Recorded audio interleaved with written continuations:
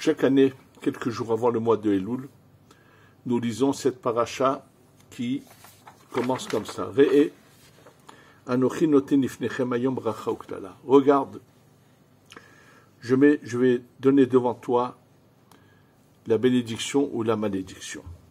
Et il continue en disant, et ta beracha, la beracha, asher tishme'u, que tu vas écouter, el mitzvot Adonai Elohechem, les mitzvot d'Hachem, que asher anochi metzave etrem hayom, que je t'ordonne aujourd'hui. Et la klala, c'est im lo tishme'u. Alors bien sûr, première question qu'a posé entre autres l'Orachem Akadosh, que veut dire ces mots regarde? Surtout, je vous ferai remarquer que dans la paracha d'avant, la semaine dernière, celle de celle qui précède, Ekev, c'était marqué Vaya Ekev Tishme'un, que si tu vas écouter, tu auras tout ce qui était comme bénédiction promise. Et là, au lieu de nous dire, il va parler de les façons de l'écoute, mais de nouveau, il va d'abord commencer par regarde. Or, pourquoi une fois il nous parle d'écoute, une fois de regard avec les yeux, et qui veut dire je donne aujourd'hui devant toi. Qu'est-ce que cela veut bien dire? Et la bracha, c'est que tu écoutes, c'est clair. C'est-à-dire que le fait de suivre la Torah, automatiquement, tout ira très bien. Et quand il dit, mais que la klala, si tu n'écoutes pas, ça ne veut pas dire que si tu n'écoutes pas, tu vas recevoir une punition et que tu vas avoir une malédiction, pas du tout. Le fait que toi, tu n'écoutes pas, va faire venir sur toi que Dieu préserve la malédiction. Parce que Hachem a mis un système en place, et il nous dit pour notre bien, il faut absolument qu'on suive le système comme quelqu'un qui... Vous achetez un appareil et il y a une marche à suivre. Et si on ne veut pas suivre la marche à suivre, l'appareil se détraque, il s'abîme, il se casse et on a tout perdu. C'est un peu la même chose ici. Maintenant, revenons à cette image de pourquoi une fois c'est l'écoute, ensuite les yeux. Et là même ici, qu'est-ce que c'est la bracha? C'est que tu écoutes, donc de nouveau il va les mettre les deux. Alors sachez que ces deux termes de vision et d'écoute, on les retrouve déjà à l'époque de ce qu'on appelle la Gemara et le Zohar. Et ce qui est très étrange, fort étonnant, c'est que ces mêmes rabbanim, lorsqu'ils étudiaient dans la Gemara, donc les halachot, les discussions, comment expliquer la mise en pratique de la Torah, quand un voulait prouver à l'autre quelque chose, il lui dit Tashma Bov et Tishma, viens, écoute. Et ces mêmes rabbanim, lorsqu'ils parlent des secrets de la Torah, de l'aneshama, de la lumière de la Torah, ils nous parlent de quoi? De Tahazé, viens voir. Comment ces mêmes rabbanim, quand ils étudient un sujet, utilisent cette terminologie de viens écouter, et dès qu'ils passent dans un autre domaine, viens voir. En fait, ça s'est déjà passé au moment où la Torah est donnée. Au moment où la Torah est donnée, il est dit les gens, le peuple voyait, tout le monde voyait les voix. Des voix, on les entend, on ne les voit pas. Et bien sûr, il y a Rabbi Akiva qui dit ils ont vu ce qui s'entend, ils ont entendu ce qui se voit. Chose qui ne se comprend pas. Lui, Rabbi Shmuel, il dit différemment, mais quelle est la signification de tout cela? Sachez que sur notre visage, quand on va dans le chemin d'Hachem, de la Torah, nous avons le nom de Dieu qui est là sur notre visage, absolument. Le nom de Dieu s'écrit de 4 lettres, le Yud, le He, le Vav et le He. Et comment c'est sur notre visage? Nos yeux représentent le Yud du nom de Dieu. Nos oreilles représentent le He. Notre nez représente le Vav et notre bouche c'est le deuxième He, qui est Chochma dans les yeux, la Chochma, la Bina dans l'oreille et la Tiferet et la Malchut dans la bouche. En fait, il faut savoir que la Torah, comme j'ai eu souvent l'occasion de vous le dire, a un corps mais aussi une âme. La Torah, elle doit être vivante avec une âme à l'intérieur. C'est pour ça que dans la Torah, il y a deux parties. Il y a le corps de la Torah et il y a l'âme de la Torah. Et il faut absolument les unir. Et c'est ça qui est le sens réel de la bracha. C'est quand je mets dans mes mitzvot une âme, alors bien sûr que ça, c'est vraiment vivre la bénédiction, la joie, la réussite. Et quand il nous dit Ayom tous les jours, il faut que tous les matins, quand on se lève, on va dire à Kadosh Baruch Hu, Modani lefanecha, she'ehzarta binishmati. Tu as fait que ma neshama qui est pendant la nuit est sortie de mon corps. Pas totalement, attention. Pas tout est sorti, mais une grande partie est sortie. Que se passe-t-il? Comment ça se passe? En fait, notre neshama qui est partagé en 5 niveaux, on a le premier niveau qui est le nefesh, qui lorsqu'on est réveillé réside essentiellement dans le foie, mais envoie de sa lumière dans tout le corps, par les veines, par le sang. Ensuite, il y a le cœur, où réside essentiellement le rouar, qui va envoyer quelque chose de plus spirituel dans le sang, c'est tout cet oxygène dans le corps.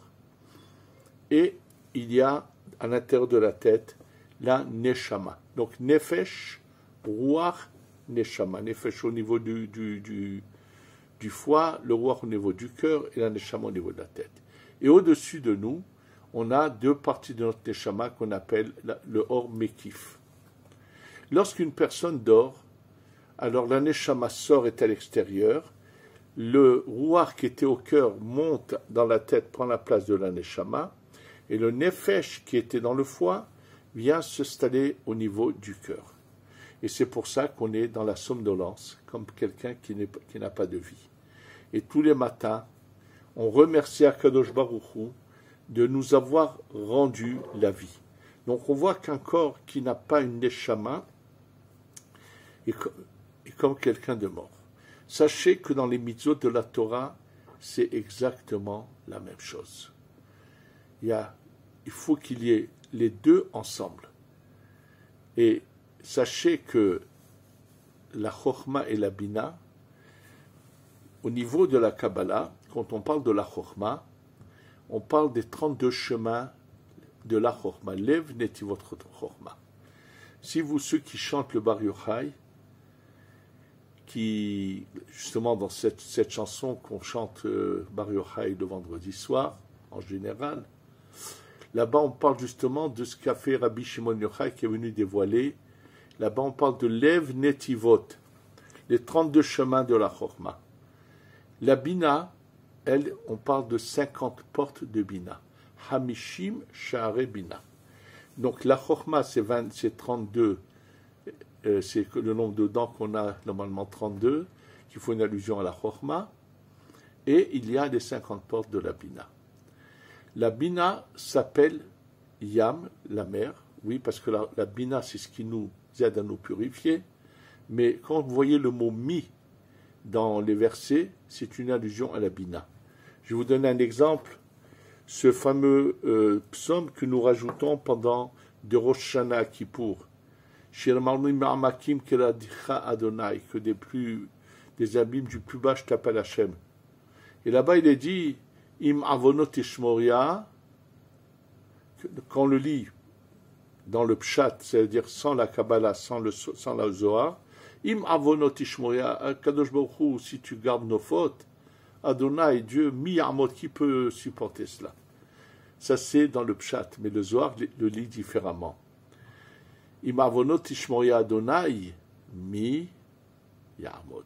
Si tu regardes nos fautes, le mi, la bina, viendra nous aider à nous débarrasser, à nous nettoyer de nos fautes, parce que la bina, c'est le mikvé qui nous purifie et qui nous aide, c'est la tchouva. La tchouva est liée à la bina, puisque la bina, c'est la lettre He, et le mot teshuva, comme le dit le Zohar, c'est qu'on le coupe, tashuv, et le He qu'on a séparé du Yud, on doit le ramener. Parce qu'on ne doit jamais séparer la Chokhma de la Bina, qui sont comme deux amoureux un homme et une femme qui s'adorent, qui ne doivent jamais se séparer.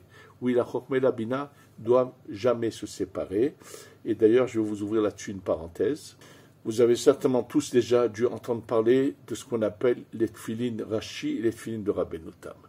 Bien sûr, qu'est-ce que ça veut dire, tfilines de Rashi et de Rabbeinu Tam? Comment est-il possible que Rashi avait une sorte de tfiline, l'ordre dans lequel sont placés les textes, et son petit-fils avait d'autres tfilines. Alors sachez que il faut connaître l'historique, que même le Rambam lui-même, en période de sa vie, au début, son père lui avait fait des tfilines dans l'ordre de Rabbeinu Tam, donc l'ordre des parachiotes. Finalement, lui va les changer de son vivant. Mais qu'est-ce qui se passait? On n'avait qu'à regarder qu'est-ce que les gens avaient. En fait, depuis toujours, il y avait toujours les deux sortes de tfilines. La quasi-majorité des gens mettaient l'ordre qui s'appelle Rashi. Une minorité mettait ceux de Rabbeinu Tam, et beaucoup aussi mettaient les deux ensemble. Absolument. Alors, c'est pas que Rashi a tout simplement opté pour une formule. Son petit-fils Rabbeinu Tam a opté pour une autre formule de tfilin. Et celle de Rashi correspond à la Bina, et celle de Rabbeinu Tam correspond à la Chokhmah. Et sachez qu'on ne les met pas dans le doute, comme veulent le dire ceux qui vont, les décisionnaires qui ne veulent pas regarder la Kabbalah. On n'a pas, c'est pas dans le doute, les deux sont exacts, il n'y a aucun doute. Le Harizal nous enseigne que les deux sont exacts. Et je vais vous raconter un fait que j'ai entendu de la personne elle-même, qui malheureusement n'est plus de ce monde, qui s'appelait le Rav Raphaël Ederi. Rav Raphaël Ederi, je l'ai connu il y a à peu près 47-48 ans à Bnei Brak. Après Bnei Brak, il est allé habiter à Ranana, où il a ouvert une yeshiva, il a une communauté. Malheureusement, il n'y a pas très longtemps, il nous a quittés. Son fils continue. Et ce Rav Raphaël Ederi, qui avait fait la yeshiva, ensuite l'armée, et s'est marié. Et puis après, mais après, il est reparti de nouveau étudier au Kollel. Et lorsqu'après son mariage, il avait entendu parler que c'est bien de mettre les tfilines de Rabbeinu Tam. Donc lui, il avait des tfilines standards de Rashi, des grandes, des normales. Et il est parti donc se faire une paire de tfilines de Rabbeinu Tam aussi grandes, normales à standard, pour que à la fin de la prière, il retire les tfilines de Rashi et mette ceux de Rabbeinu Tam, il lit le schéma, comme beaucoup font d'ailleurs.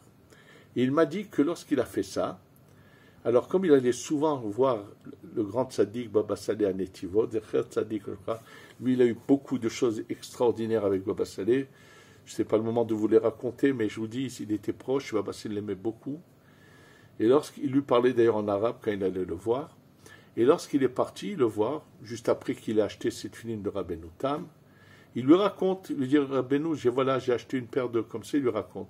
Et Baba Saleh qui lui dit tout de suite, pas du tout. Atamafrid ben alouf les alouf. Tu sépares deux aimés qu'il ne faut pas séparer. Et il lui dit, tu vas t'arranger à avoir les deux petites et les mettre ensemble. Absolument. Et cette époque-là, c'était très difficile d'avoir des petites filines qui soient cachères pour les mettre ensemble. Et il m'a dit, il n'a pas hésité un instant, il a revendu tout de suite ses Rabbeinu Tam, il s'est trouvé l'argent et il s'est fait les deux paires de tfilines qu'il mettait ensemble. Oui. J'ai eu l'occasion également, quand je suis arrivé en Eretz Israël, de parler avec le Rav Ben Sion Abba Shaul, qui lui-même les mettait ensemble. Et bien sûr, il m'a dit qu'il faut le faire comme ça, absolument. Pourquoi? Parce qu'on ne sépare pas la Chokhmah de la Bina. La Bina, c'est un corps dans lequel il y a une neshama qui s'appelle la Chokhmah. Sachez que c'est l'occasion aussi de vous dire que Rabbi Akiva, lui, ça lui convient tout à fait de dire ce que je vais vous dire tout de suite, même par rapport à son nom. La Gemara dans Masechet Yoma, là-bas dans la Mishnah, il est dit Amar Rabbi Akiva, Ashrechem Israël, Lifnemi atem etarim umi metaeretrem. Qui voudrait dire Ashrechem, soyez heureux l'homme Israël, Lifnemi atem etarim, devant qui vous vous purifiez, umi, et qui vous purifie. Qu'est-ce que veut dire cette phrase? Devant qui et qui? Qu'est-ce qu'il veut Rabbi Akiva? Sachez que pas du tout. Sachez que dans les mots de la Mishnah sont cachés tous les secrets de la Kabbalah. Et je vais vous donner tout de suite après ça un exemple là-dessus. Vous allez le comprendre. Qu'est-ce que c'est les Aseret Yemei Teshuvah? C'est 10 jours de la Teshuvah. En fait, la vraie Teshuvah, c'est lorsque la lumière de la Bina descend. Alors, dans la Teshuvah, il y a 2 sortes de Teshuvah. Il y a une Teshuvah qui est par la crainte, qui, elle, ne répare absolument rien, juste diminue la punition. Et c'est la Teshuvah Miyira, donc par la crainte. C'est une Teshuvah qui est lente, qui peut des fois, il faudra attendre Kippour, il faudra attendre la mort. Il y a plusieurs, tout dépend de la gravité de la faute. Ça, c'est uniquement quand c'est une Teshuvah par crainte. Et dans ce cas, ce sera que la dernière lettre, le dernier du nom de Dieu qui va se remettre à sa place. Mais la vraie Teshuvah est une Teshuvah de Ahava, d'amour.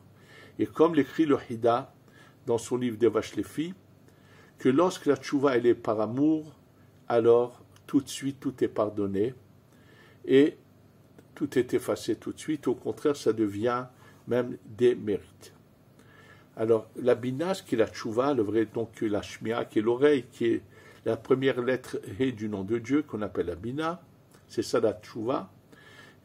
Sachez qu'un mikvé dans lequel on se trempe, alors sachez bien sûr que ce mikvé dans lequel on se trempe, s'il n'a pas d'eau, à quoi ça sert de rentrer dans un mikvé? Il faut que le mikvé ait ses 4 murs et de l'eau à l'intérieur.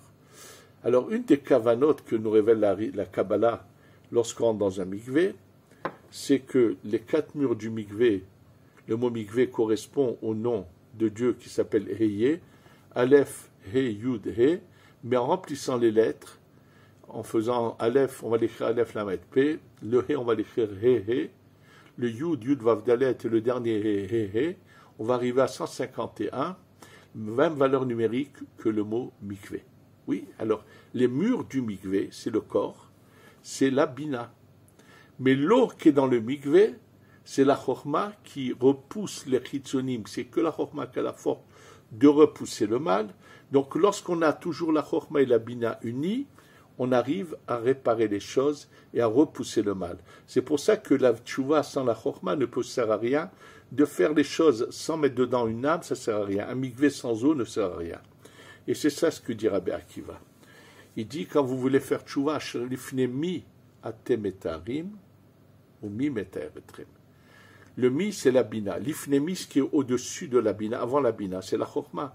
Il dit, lorsque l'ifnemi, la chorma qui est avant le mi, ou mi et avec et la bina ensemble, metaeretrem, l'ifnemi, ou mi, metaeretrem, l'ifnemi atemetarim, ou mi, metaeretrem, lorsque tu as le l'ifnemi et le mi ensemble, tu arrives à la réparation, à te purifier. Et c'est à ça l'allusion qu'il y a dans ces parachiotes. Aikev, vaya Aikev Tishmeru. Tu vas commencer d'abord ce qu'il faut, comme l'ont dit le Ham Israël, Naase Venishma. Il faut commencer à appliquer.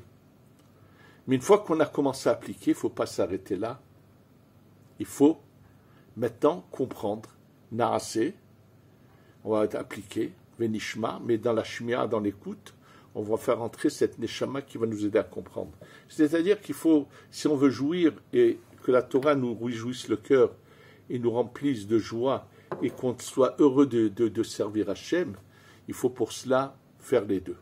Et c'est pour ça que la paracha d'avant, sache que le fait que tu appliques, c'est très bien, mais il continue de te dire, regarde, Ani noten lifnechem hayom, je te donne devant toi aujourd'hui, à Beracha. La bracha est asher tishmeru, est bracha asher tishmeru. Ça veut dire la bracha, c'est quand tu vas unir la chorma et la bina, et dans ce cas, tu vas arriver à la bracha. Celui qui est l'exemple parfait de cela, c'est Rabbi Akiva. Sachez que Rabbi Akiva, il y a eu pendant des siècles combien d'encre a été versé sur la manière dont on écrit ce nom de Rabbi Akiva. Est-ce que Akiva, c'était à la fin du mot, on met un He ou un Aleph? Et bien sûr, pourquoi il y a eu de l'encre qui a été versée? Parce que lorsqu'il s'agit d'écrire un guet, cet acte de divorce, il faut que tout soit fait de manière méticuleuse. Et si on a affaire à un monsieur qui s'appelle Akiva, comment va-t-on écrire son nom? Pourquoi? Parce que il y a des endroits, on l'a vu avec Kaed, d'autres avec Aleph. Dans le chasse, aujourd'hui, vous le verrez toujours avec Aleph. Tout le problème, c'est que dans le Harizal lui-même, on a une contradiction. Par exemple, le soir de Kippour, on va dire, on récite une phrase pendant l'office, Or zaru ala tzadik ulishre lev simcha. Et lorsqu'on écrit cette phrase, prenez les dernières lettres, vous avez Rabbi Akiva. Et Akiva avec un He. Oui, parce que Kippour, c'est la lumière de la Bina qui vient nous aider à nous nettoyer totalement, à nous. Mais le même Harizal, dans un autre endroit, il va tout à fait nous dire autre chose. Il prend le mot, le puissant Abir Yaakov, le puissant Yaakov, il dit si tu changes les lettres de place, tu auras Rabbi Akiva, c'est vrai, mais dans ce cas-là, ça va être avec un Aleph.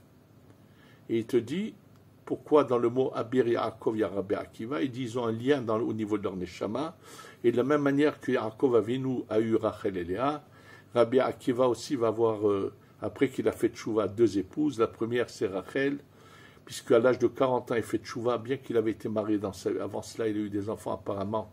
Il avait les enfants étaient avec lui, peut-être sa première femme est décédée.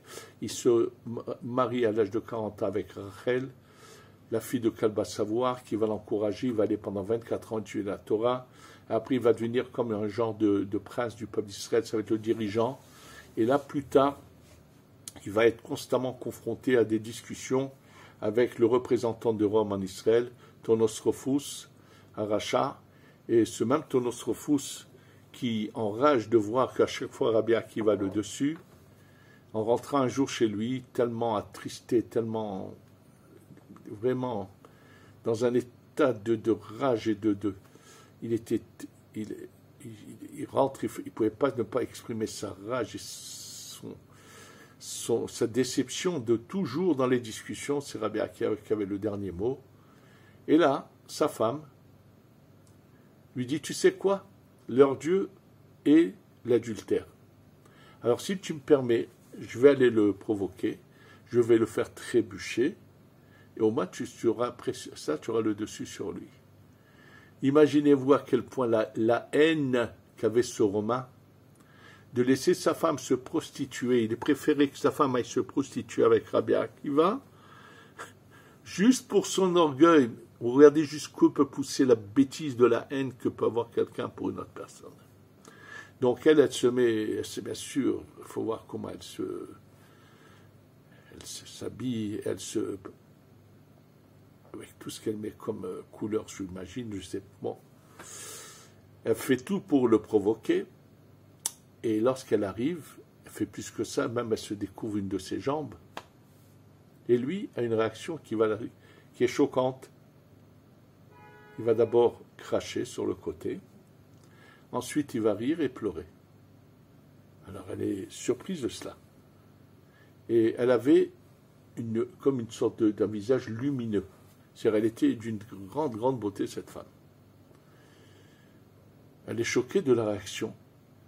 Elle s'attendait à venir provoquer cet homme et à voir un agissement bizarre. Comment quelqu'un peut... Bon, il crache à la rigueur, mais comment peut-il d'abord rire et juste après pleurer? Ou l'inverse. Alors elle lui dit, dis-moi, tu peux m'expliquer ce que tu as fait? Il lui dit 2 des 3 choses, oui, mais la troisième, non. Quoi? Eh ben, lorsque quelqu'un est confronté à une provocation, à quelque chose, sans le vouloir, il a dû certainement tout de suite tourner les yeux, les baisser, tourner la tête. Mais dès qu'on voit quelque chose qu'il ne faut pas voir, que ça peut nous faire du mal, c'est bien de se tourner et d'avoir un petit crachat pour se faire sortir comme le mal qui a pu nous attaquer, on le rejette. Pourquoi j'ai pleuré? Mais imaginons que parce que cette lumière qui est sur le visage n'est là que lorsqu'il y a la neshama. Et lorsque la neshama quitte ce corps, la personne est enterrée. Et il a dit, j'ai pleuré de voir que finalement, ce corps qui avait la chance d'avoir une telle lumière qui l'éclairait, va aller dans la terre. Et pourquoi tu as ri? Il ne veut pas lui dire, elle insiste. lui dit, parce que j'ai vu que bientôt tu vas m'appartenir. Elle a été tellement... en fait, le fait qu'elle est venue à sa rencontre, elle avait à l'intérieur une grande neshama, mais qui était renfermée dans une clipa. C'est pour ça qu'elle est née dans une famille non juive. Mais tout de suite, en s'approchant de Rabbi Akiva, il a fait exploser cette clipa, cette enveloppe, et cette neshama juive qui était descendue dans une famille non juive a tout de suite jailli. Et bien sûr, elle a voulu se convertir. Elle est rentrée chez elle. Elle a dit à son mari, tu n'auras jamais le dessus sur lui. Bon, il s'est suicidé. Et dès qu'il s'est suicidé, elle s'est convertie. Elle est devenue la femme de Rabbi Akiva. Et c'est comme l'explique le Harizal, que de la même manière qu'Yaakov a eu Rachel et Léa, elle était une parcelle de la Neshama de Léa qui finalement vient chez Rabbi Akiva. En fait, donc, toute la Torah est basée sur cela, qu'on doit savoir mettre une Neshama dans la Torah. Et que lorsque la Torah est une Torah vivante avec une Neshama, automatiquement elle amène la bracha. Mais pour cela, il faut l'étude. C'est pour ça que c'est marqué. Et regarde, si tu veux la chorma, alors, mets-la dans ce que tu écoutes. Va chercher à savoir et à comprendre les parcelles, la profondeur de la Torah. Il ne faut pas oublier une chose, il faut que tout le monde se rappelle. Nous savons que la Torah ne va jamais s'arrêter. Le Mashiach va arriver, Be'ezrat Hashem, à tout instant, on l'espère. Petit à petit, il n'y aura plus de problème. Comment se nourrir de Parnassa.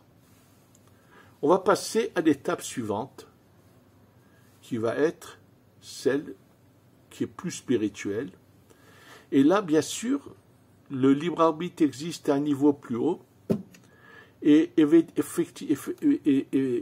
automatiquement, les lettres de la Torah vont s'unir d'une manière différente, parce que là, l'union des lettres nous donne comme des histoires, mais une fois que les lettres vont s'unir de manière différente, on va commencer à rentrer dans la lumière, la neshama de la Torah. Je plains ceux qui n'auront jamais voulu goûter à cela, ou ceux qui n'étudient pas du tout la Torah. Hachem est patient, laisse le temps à tout le monde de se réveiller, comme je vous l'ai dit, personne aujourd'hui ne peut dire « je ne savais pas ». Mais il est temps que tout le monde ouvre les yeux, commence à pratiquer, mais à mettre une neshama dans la Torah.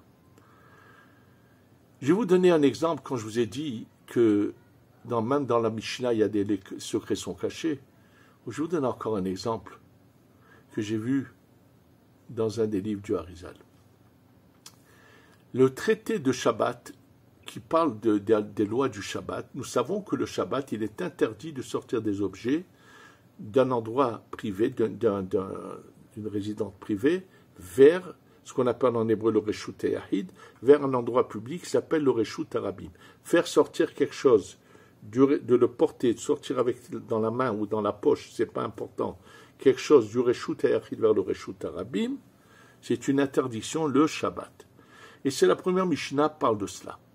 Et comment elle nous le dit, la première Mishnah, elle dit Yetziot ha-Shabbat, Shtaim Shen Arba, c'est 2 qui font 4, ça veut dire, ça dépend s'il y a quelqu'un à l'intérieur, quelqu'un à l'extérieur. Si je sors l'objet, elle ne prend pas l'exemple de quelqu'un qui part et qui sort, non, ou bien quelqu'un qui rentre avec quelque chose. Elle préfère parler de 2 personnages et qu'il y en a un qui prend un objet qui le donne à celui qui est à l'extérieur, ou vice-versa. Et de cela, donc, il y en a 2 pour celui qui est à l'intérieur, 2 pour celui qui est à l'extérieur. Et quel est l'exemple qui est dans la Mishnah? Le propriétaire de la maison est à l'intérieur, le pauvre est à l'extérieur, et lorsque le propriétaire prend une pièce pour la donner au pauvre qui est à l'extérieur, et ainsi de suite. Question qui devrait sauter aux yeux de tous ceux qui étudient cette partie de la Torah, de la Mishnah. On parle de Shabbat. Comment peux-tu me parler d'un pauvre et qui vient demander de l'aumône? Mais Shabbat, on ne touche pas à l'argent. Or, si la Mishnah veut nous donner cet exemple, elle aurait pu dire, quelqu'un à l'intérieur, le voisin est venu chercher de la nourriture qu'il a besoin de, il est venu il y a tellement de formules qui correspondent au Shabbat. Pourquoi avoir fait les choses de cette manière-là? Sachez que la Mishnah, bien sûr qu'il avait enseigné la halachot de Shabbat, mais à travers cela, combien de secrets sont donnés, et ça c'est un cas.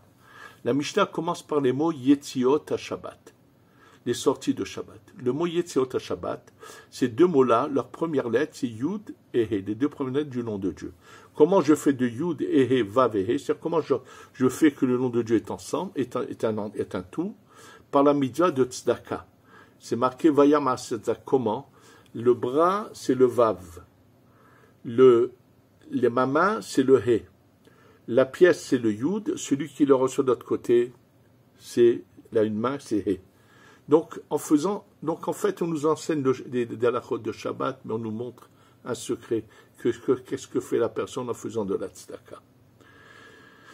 La Torah vient ici au mois de Elul, où chaque année on va se préparer à faire tchouva. On va s'élever.